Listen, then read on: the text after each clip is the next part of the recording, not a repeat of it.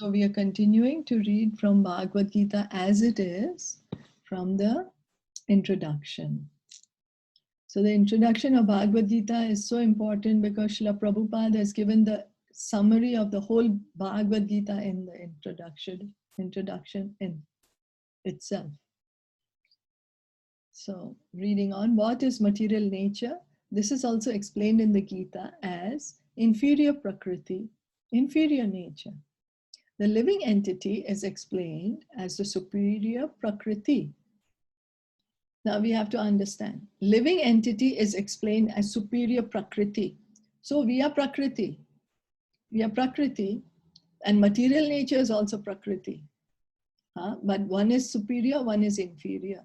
We are actually superior to material nature. But because we are tiny and we think we are the body and we want to enjoy this material nature, we come under the modes of nature. But once we will be, we can understand and we are situated in the platform of the soul, then we are no more under the control of material nature. And Krishna says that Devi hi esha gunamai mam maya duratyaya mam eva ye prapadyante mayam etam tarantite.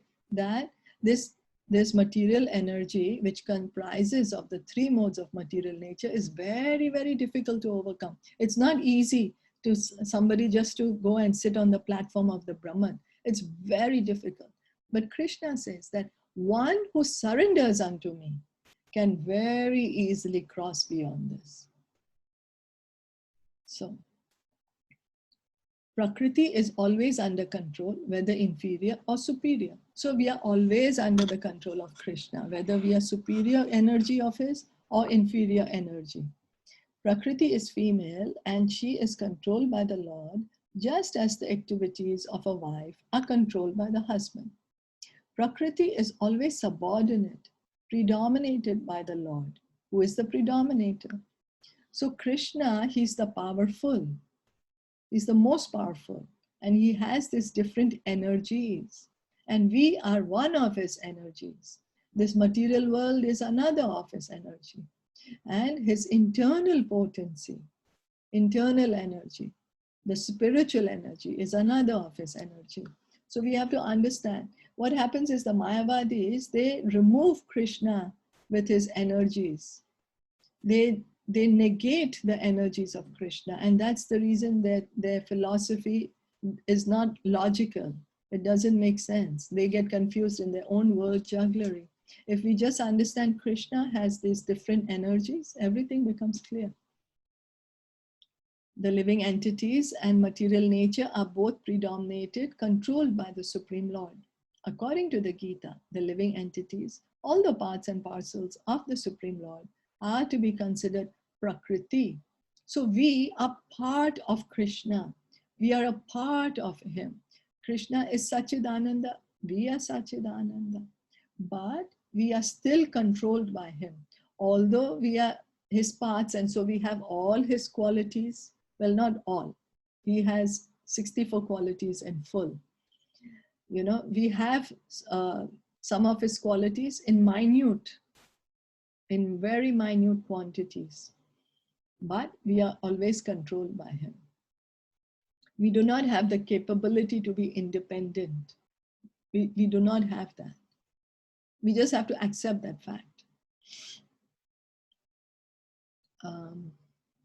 And we can see that how, if we think we are independent, but so many things happen without our wanting those things to happen. If we were independent, then why shall we bow down to the circumstances?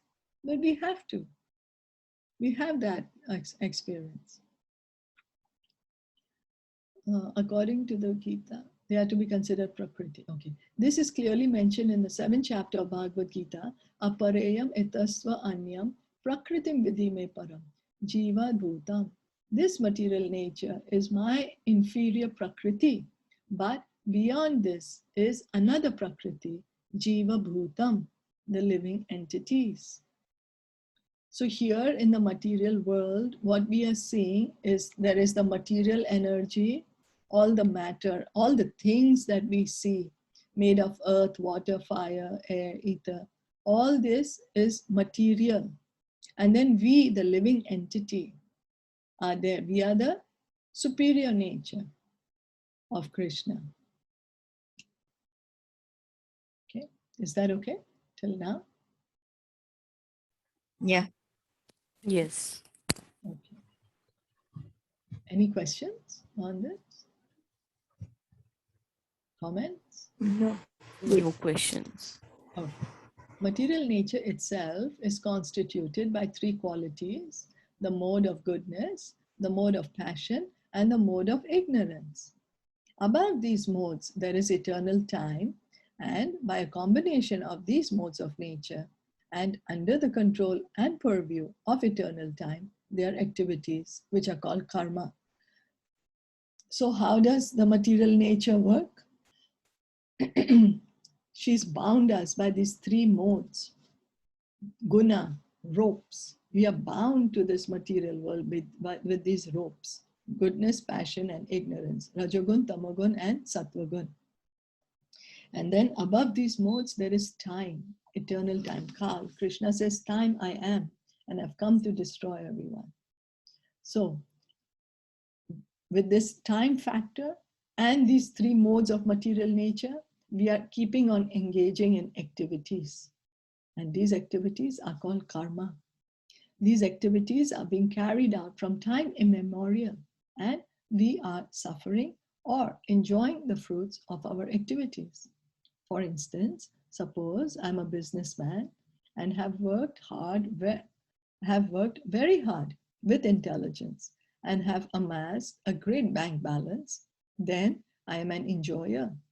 But then say I have lost all my money in business, then I'm a sufferer. Similarly, in every field of life, we enjoy the results of our work or we suffer the results. This is called karma. So we are always doing activity that I will do something and I will enjoy. That's why we are always doing the activity.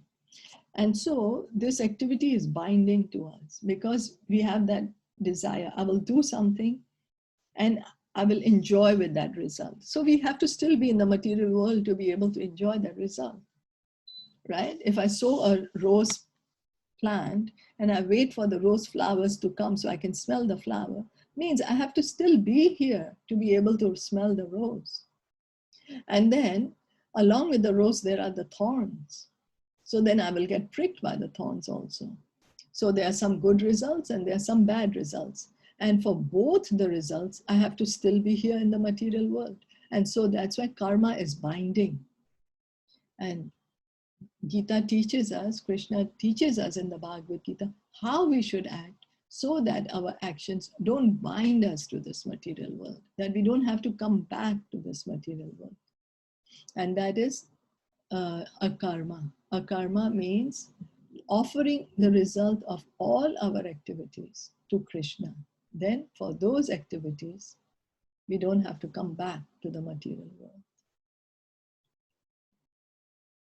So, and that devotional service begins by chanting Hare Krishna.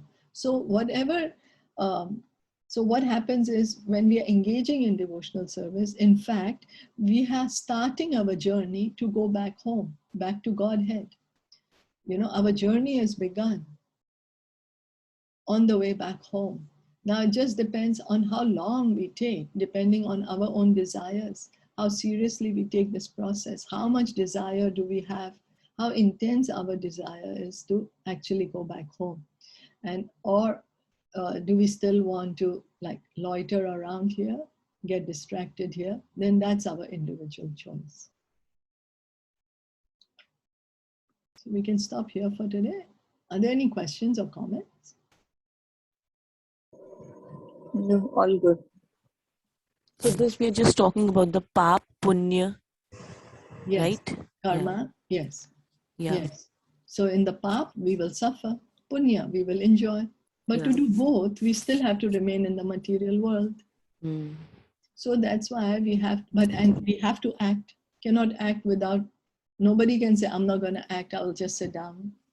Even when we are sitting here breathing, so many germs are being killed. What to do? But we can't say, I'm not going to speak anything. I'm not going to get up and walk. Or I'll talk. I'm not going to. No, we are going to do something. We're going to eat.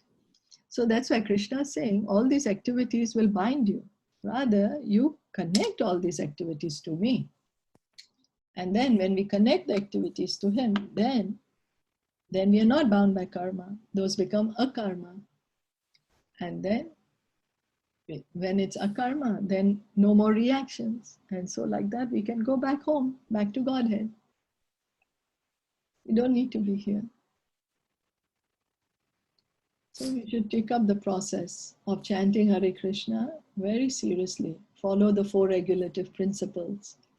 Follow the 4 regulative principles and chant Hare Krishna every day. Yeah. Okay. Yeah. So Thank let's you. stop here for today. Srimad Bhagavad Gita ki jai, Srila Jai. Prabhupada ki jai, Jai. Gaura Bhakta Vrinda ki jai. Jai. Hare Bol. Hari Bol. Krishna.